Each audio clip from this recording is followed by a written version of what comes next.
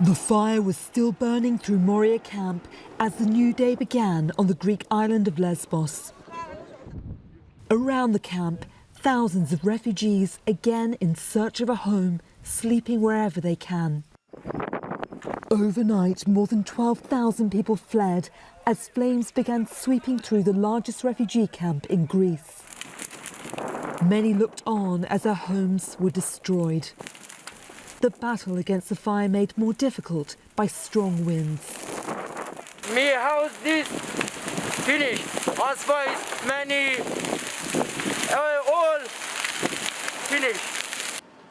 The camp in Lesbos, just off the coast of Turkey, was known for its cramped and unsanitary conditions. Built for about 3,000 people, it housed more than 12,000. People lived in huts and tents with limited access to running water. The government says the fires were deliberately lit by some camp residents angry at a continued lockdown due to the coronavirus pandemic.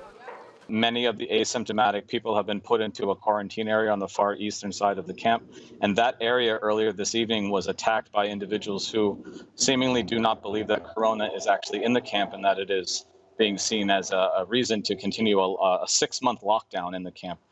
Some attacks on some vehicles to move people out of the camp or to move them around ensued, and some of the people that were in this quarantine area were fleeing from that violence. And in the process of that, several fires were set on the perimeter.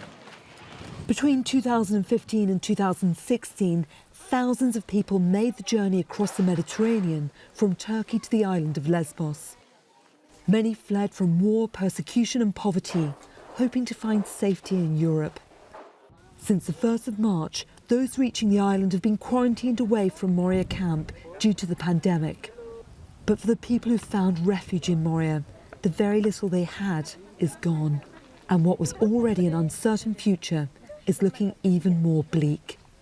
Laura Burdon-Manley, Al Jazeera.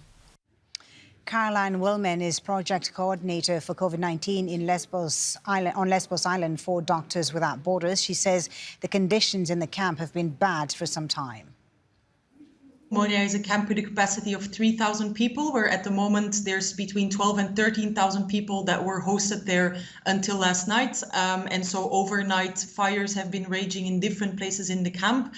And the earliest reports this morning seem to indicate that the camp is almost completely destroyed. There's a few segments of it still standing, but overall there is very little left. And so these 12 to 13,000 people who have had to evacuate the camp overnight because of the fires are currently in the streets with nowhere to go. So it's obviously a little bit too soon to have really precise and confirmed news about how exactly the fires were started.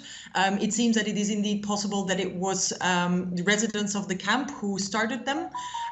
What you need to keep in mind that for the last 5 years, there has been a completely inhumane and deplorable migration policy in place in Moria. People have been living in completely inhumane circumstances for the last 5 years, have absolutely no perspective.